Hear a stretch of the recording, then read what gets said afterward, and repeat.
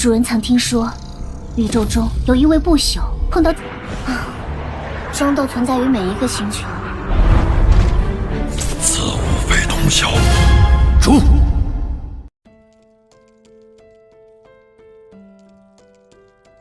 ！Halo guys, kali ini Bang Panjul kembali mendongengkan pada kalian, bocoran alur cerita Swallowed Star, episode 180.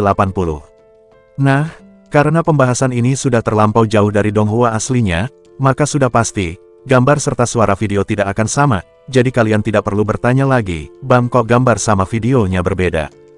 Biar kalian gak lama nunggunya, maka Bang Panjul akan langsung melanjutkan alur ceritanya. Yang dimana setelah pembantaian besar-besaran itu usai, Luo Feng dan ketiga anggota timnya pun memutuskan untuk kembali ke markas tentara sekutu, agar dapat menukar batu badai petir yang mereka dapatkan dengan beberapa harta langka. Namun tentunya, jalan menuju markas tentara sekutu tidaklah mudah. Karena meskipun pertempuran besar akibat perebutan harta karun di dalam dunia petir itu telah usai, namun, pembantaian yang dilakukan oleh tim besar terhadap tim kecil masih terus berlangsung. Dan jelas saja, tim Luo Feng yang hanya beranggotakan 4 orang itu, akan menjadi santapan empuk oleh para anggota tim yang berjumlahkan ratusan, sampai puluhan ribu orang. Memikirkan hal itu, ekspresi Luo Feng seketika terlihat berat, sebelum beberapa saat ia pun berkata, "Kakak pertama kakak kedua, walaupun pembunuhan sangat dilarang keras di markas sekutu, namun tidak untuk wilayah luar. Yang bisa saja saat kembali nanti, kita bertemu dan dibantai abis oleh tim lain, karena tidak mungkin bagiku untuk menggunakan sulur kontak awan, karena hal itu bisa memancing para tuan sektor untuk memburu kita. Jadi sepertinya, jalan satu-satunya untuk kembali ke pangkalan sekutu hanya bisa menggunakan kapal alam semesta. Yang dimana setelah mencapai daratan yang datar yang tak jauh dari pangkalan, aku akan kembali menyembunyikannya, karena hanya kapal alam semesta yang memiliki sistem pemindai dengan jangkauan yang sangat luas. Ditambah lagi, kecepatannya yang puluhan ribu kali lebih cepat dari seorang prajurit tingkat bintang level 9, ucap Luo Feng. Mendengar ucapan itu, Hong dan Dewa Petir mengangguk. Ya aku setuju, dan akan lebih baik jika kita memulainya pada malam hari, ucap Dewa Petir. Baiklah, kita akan berangkat malam ini, sahut Luo Feng. Singkat cerita malam pun tiba, dan Luo Feng beserta timnya pun telah melakukan perjalanan menggunakan kapal alam semesta. Saat telah berjarak sekitar 10.000 km dari pangkalan sekutu, Luo Feng pun segera mengembalikan kapal alam semesta ke dalam cincin penyimpanannya. Kakak kedua, mulai dari sini kita hanya bisa mengandalkan kekuatan terbang, untuk menghindari bentrokan dengan tim lain. Dan dalam perjalanan tadi, kapal alam semesta pun telah memindai daerah sekitar, dan menemukan beberapa tim musuh yang berada tak jauh dari pangkalan, dan sepertinya, para prajurit itu memang sengaja ditempatkan di sana untuk mencegah tim kecil seperti kita, ucap Luo Feng. Saat itu, setelah 1,5 bulan pembunuhan dan pembantaian gila-gilaan, tampak banyak tim yang mulai kelelahan, dan memilih mundur ke wilayah tengah untuk memulihkan diri. Yang jika dalam perjalanan tim Luo Feng bertemu dengan mereka, itu seperti menyelinap melewati mulut naga yang bisa menelan mereka kapan saja. Karena untuk tim kecil mereka, jika ditemukan oleh tim lain, maka itu berarti kematian instan. Setelah mengatur rute yang direncanakan, Luo Feng pun segera melesat terbang dengan hati-hati, diikuti oleh Hong, Dewa Petir dan Aogu. Hati-hati, di depan sekitar 19 km, ada satu tim berjumlah 1.000 orang yang sedang berpatroli, ucap Luo Feng, lalu mulai menukik tajam untuk menghindari tim tersebut. Bagi kelompok Luo Feng, 10.000 km adalah jarak yang sangat dekat, jika mereka berakselerasi dengan kekuatan penuh, dan hanya membutuhkan 1 jam untuk mencapai pangkalan. Namun saat itu, mereka sangat berhati-hati dalam bergerak, dan tidak berani untuk terbang menggunakan kekuatan penuh. Di bawah selubung malam, mereka dengan diam-diam terbang rendah dekat dengan tanah, sambil sesekali memutar dan sesekali terbang cepat, dan menghabiskan hampir 3 jam untuk sampai di pangkalan sekutu. Akhirnya sampai juga di pangkalan ini, ucap Luo Feng dan timnya, yang mengungkapkan ekspresi gembira. Karena setelah perjalanan yang menantang, serta beberapa kali menghindari kelompok musuh yang sedang berpatroli, akhirnya, mereka bisa bernafas lega. Namun, baru saja menarik nafas lega, tiba-tiba, salah satu kapten yang berada di luar pangkalan pun menyuruh mereka untuk berhenti. Tampak saat itu, di belakang kapten tersebut berdiri sejumlah besar prajurit, yang menatap buas ke arah tim Luo Feng. Kami adalah bawahan Tuan Mingyu dari Gunung Tiga Kapak, teriak Luo Feng. Mendengar ucapan itu, sang kapten pun menunduk dan melihat komputer kuantumnya.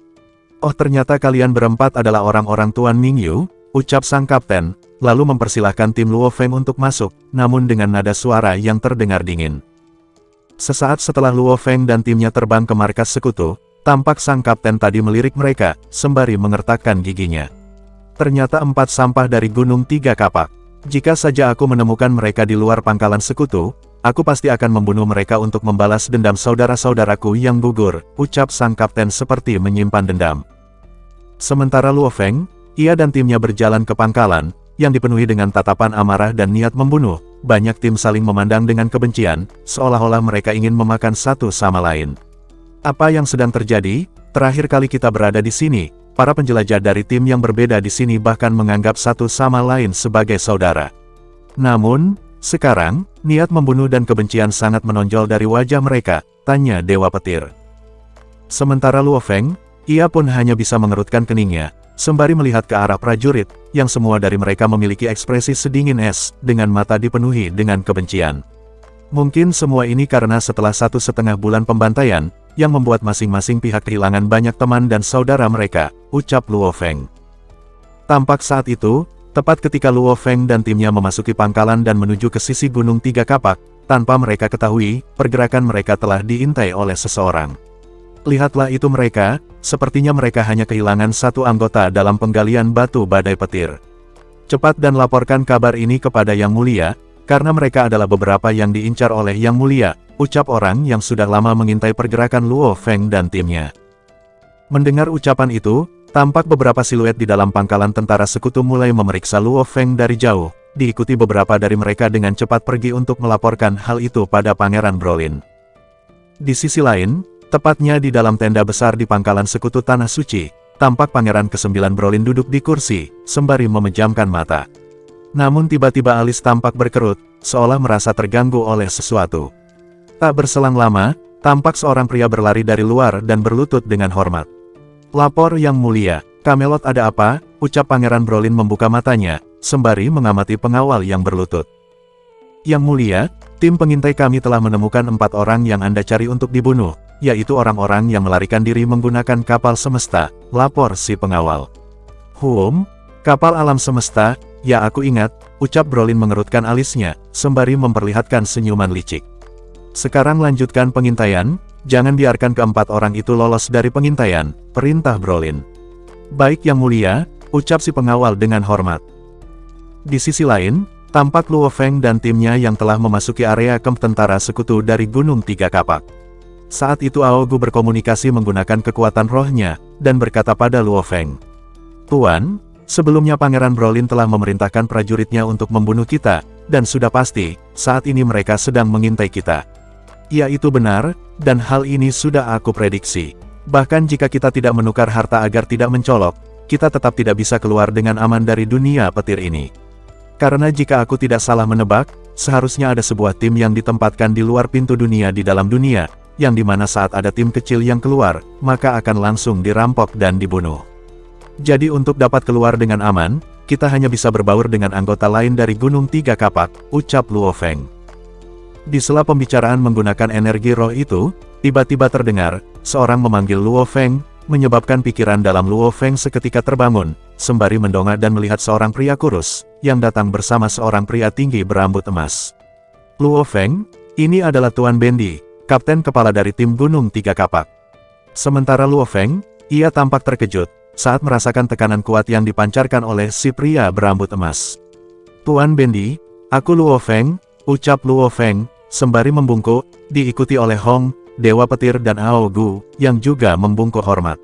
Dalam novel dijelaskan, sebelum mereka tiba di pangkalan, Babata sudah menginformasikan, bahwa di basis gabungan ini dengan total sekitar 480.000 prajurit tingkat bintang level 9, ada 6 di antara mereka yang telah menerobos tingkat alam semesta. Jelas sekali, terobosan itu akibat pertempuran brutal selama 1,5 bulan. Dan Bendi adalah salah satu dari 6 prajurit yang telah menerobos tingkat semesta. Luo Feng, sebelumnya Tuan Mingyu telah memberikan padaku semua informasi tentang kamu dan kelompokmu. Tapi bukankah sebelumnya tim ini beranggotakan 5 orang, ucap Bendi, saat melihat anggota Luo Feng, yang saat ini hanya beranggotakan 4 orang saja. Salah satu anggota dalam tim kami telah mati, keluh Luo Feng.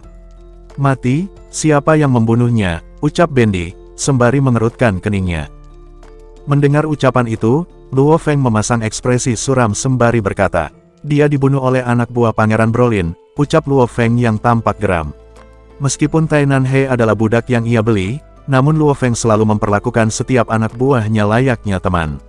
Ditambah lagi, sebelumnya Tainan He mati karena melindunginya. Jadi jelas saja, saat ini Luo Feng sangat menyimpan dendam pada Pangeran Brolin. Mendengar nama Pangeran Brolin, Kapten Bendi pun menggelengkan kepala sembari berkata, kalau begitu kita tidak bisa berbuat apa-apa, ucap Bendi yang tampak tidak berdaya. Sesaat setelahnya, Bendi kembali berkata, Tuan Mingyu pasti akan sangat senang jika kalian bisa bertahan sampai kembali ke bintang Kanglan. Jadi saat kembali nanti, alangkah baiknya jika kalian ikut dalam kelompokku, karena aku adalah salah satu bawahan Tuan Mingyu, ucap Bendi, lalu bergegas meninggalkan kelompok Luo Feng. Di sisi lain, mendengar bahwa Bendi yang merupakan seorang pejuang tingkat semesta adalah salah satu bawahan si Mingyu, Luo Feng dan kelompoknya pun tampak gembira. Karena jika berbaur dengan kelompok itu, maka bisa dipastikan Luo Feng dan kelompoknya bisa keluar dengan selamat. Meskipun saat itu sudah larut malam, namun orang-orang yang mengenakan set seragam pertempuran dan helm sering terlihat memasuki Kastil Guntur, untuk menukar batu badai petir beserta beberapa harta langka, ataupun hanya sebagai pengalihan saja.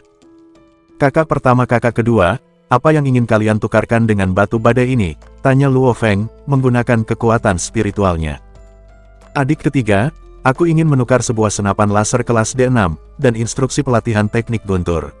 Selebihnya, gunakanlah batu badai itu sesuka hatimu, karena kamulah yang mendapatkan semua batu badai itu, ucap Dewa Petir. Setelah itu Hong pun berkata, sepertinya di dalam sana tidak banyak hal yang bermanfaat bagiku. Dan jika ada yang tersisa, maka bantulah aku untuk menukarnya dengan satu buah kehidupan, dan satu porsi hati bintang, ucap Hong. Baiklah, sahut Luo Feng, lalu melangkah ke arah pintu masuk kastil. Lihatlah, orang itu telah melangkah ke arah kastil. Apakah dia hanya umpan, atau benar-benar akan melakukan pertukaran, ucap salah satu bawahan Pangeran Brolin. Tidak peduli dia hanya umpan ataupun benar-benar akan melakukan transaksi, lebih baik segera laporkan informasi ini pada Yang Mulia. Katakan pada Yang Mulia, bahwa kapten dari regu yang berjumlah 4 orang itu telah memasuki kastil kuno.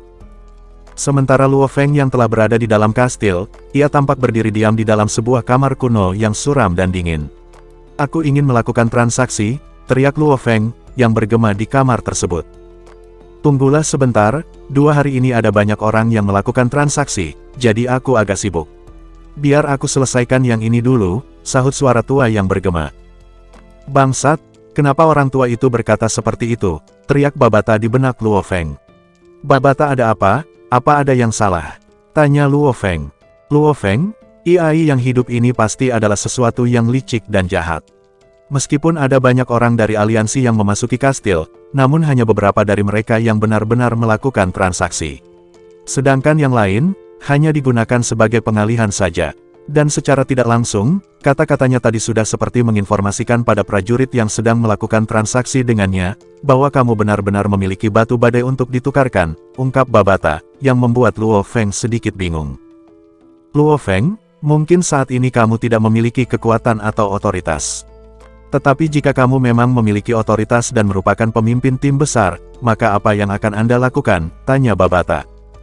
Aku akan mengatur agar orang-orang mengawasinya. Lalu setelah dia meninggalkan area aliansi, maka aku akan bergerak dan membunuhnya, ucap Luo Feng dipenuhi dengan keterkejutan. Ya benar, dan tidak lama lagi tim kita akan dijadikan hewan buruan oleh tim lain. Si tua bangka ini benar-benar menyeramkan, sebagai AI yang hidup dengan kemampuan komputasinya yang kuat, tidak mungkin dia tidak bisa memprediksi konsekuensi dari setiap kata yang dia ucapkan, dan tidak mungkin dia akan berbuat sebodoh ini. Jadi bisa aku pastikan, dia memang sengaja melakukannya, untuk membuat kalian saling bunuh. Dan jika tebakanku benar, maka AI yang hidup di kastil kuno ini adalah alasan mengapa Pangeran ke-9 Brolin mengatur agar orang-orang mengejar kita. Kalau tidak, mengapa Pangeran ke-9 hanya mengejar kelompok kita dan bukan kelompok lain? Sungguh AI hidup yang sangat jahat, ucap Babata. Tak berselang lama, terdengar suara langkah kaki, yang berasal dari seorang pria tua gemuk berjanggut putih, yang dikelilingi lapisan cahaya. Jika dilihat dengan seksama, sosok lelaki tua berjanggut putih ini adalah makhluk yang terbuat dari energi. Hei nak, Bukankah ini pertemuan kedua kita? Sepertinya panenmu kali ini berjalan dengan baik. Sekarang katakan, apa yang ingin Anda tukar, ucap si lelaki tua, yang kita sebut saja Tuan Wu. Aku ingin menukar satu buah kehidupan, ucap Luo Feng. Oh bukankah sebelumnya kamu telah menukar buah kehidupan, dan kali ini kamu masih menginginkannya lagi? Ucap pria tua, sembari menatap Luo Feng dengan heran. Sesaat setelahnya, Tuan Wu kembali berkata, tapi sayang sekali, karena sudah tidak ada lagi buah kehidupan yang tersisa. Apa? Tidak ada satupun yang tersisa, ucap Luo Feng yang tampak kaget. Kalau begitu aku akan menukar satu porsi hati bintang, kata Luo Feng. Oh itu juga sudah tidak ada yang tersisa, sahut Tuan Wu, sembari menggelengkan kepala.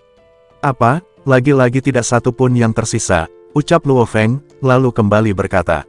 Setidaknya masih ada senapan laser kelas D6 yang tersisa, tanya Luo Feng, sembari menatap pria tua itu. Senjata itu juga sudah tidak tersisa satupun, sahut Tuan Wu, membuat Luo Feng seketika frustasi. Sesaat setelahnya, Luo Feng menarik napas dalam sembari berkata, Tuan Wu, jadi harta apa yang masih tersisa? Tanya Luo Feng memandang pria tua berjanggut putih itu. Oh masih tersisa 63 harta. Karena kamu telah baik denganku, maka aku tidak akan membuang waktumu, ucap Tuan Wu, sembari melambaikan tangannya, yang dalam sekejap, sinar energi berkumpul di sekelilingnya dan membentuk layar, yang menampilkan daftar semua harta, mulai dari yang masih ada hingga yang sudah habis. Melihat daftar harta yang sudah ditukar oleh prajurit lain, Luo Feng pun hanya bisa terdiam. Karena faktanya, beberapa harta yang telah habis adalah sesuatu yang ingin ia tukarkan. Ya dewa, hampir semua item yang kami inginkan telah habis, gumam Luo Feng. Ayo nak, pilihlah, harta apa yang ingin kamu tukarkan, ucap Tuan Wu sembari tersenyum. Namun, Luo Feng berada dalam dilema, ia pun tampak bingung, harta mana yang harus dia pilih. Bodoh, Luo Feng, apa yang membuatmu bingung, ucap Babata, yang bergema di benaknya. Jika kamu menginginkan hati bintang, walaupun tidak ada di sini, tapi benda itu tersedia di alam semesta. Dan jika kamu menginginkan buah kehidupan, itu juga tersedia di alam semesta. Selama kamu memiliki cukup kekayaan dan koneksi yang tepat, maka kamu dapat membelinya, jadi kamu tidak perlu bingung. Sekarang yang harus kamu lakukan hanyalah menukar batu badai itu dengan harta yang ada dalam daftar ini. Karena semua harta yang tersisa, masih mewakili sejumlah besar kekayaan, yang jika dijual, maka kamu bisa membeli apa yang kamu inginkan. Sedangkan batu badai petir, tidak bisa kamu gunakan untuk membeli sesuatu di alam semesta nanti. Jadi segera tukarkan semua batu itu, karena hanya si tua bangka gila ini saja yang mau menggunakan batu badai sebagai alat tukar, ucap Babata. Mendengar penjelasan itu, Luo Feng pun tertawa sembari berkata, Babata, tunjukkan harta apa yang harus aku pilih. Ambil semuanya, untuk yang tidak penting bisa kita jual nanti, ucap Babata. Baiklah, ucap Luo Feng, lalu berkata, Tuan Wu, aku menginginkan semua harta ini, ucap Luo Feng, membuat Tuan Wu seketika tercengang. Dalam novel dijelaskan, beberapa hari setelah penggalian batu badai petir dimulai, telah banyak tim besar yang memiliki banyak batu badai, yang datang dan menukarkannya dengan harta milik Tuan Sektor Kabu. Dan menjelang akhir, orang yang datang untuk melakukan pertukaran hanyalah tim kecil, yang tidak memiliki banyak batu badai petir. Namun Luo Feng, ia malah menginginkan semuanya, yang jika harganya ditotalkan akan sangat mencengangkan. Nak, apa kamu sedang bermain-main denganku? Aku tahu kamu dan kelompokmu tidak memiliki banyak otoritas seperti halnya tim lain. Dan jika kamu menginginkan semua harta ini, maka kamu harus menukarnya dengan 9,2 juta batu badai petir. Apakah kamu memilikinya, ucap Tuan Wu. Baiklah aku setuju, ucap Luo Feng, lalu mengeluarkan banyak batu badai petir dari ruang penyimpanannya. Tuan Wu, ini 9,2 juta batu badai petir, ucap Luo Feng, membuat si Iai tua itu kembali terperangah kaget. Dan itulah guys, ending dari cerita Swallowed Start, episode 180.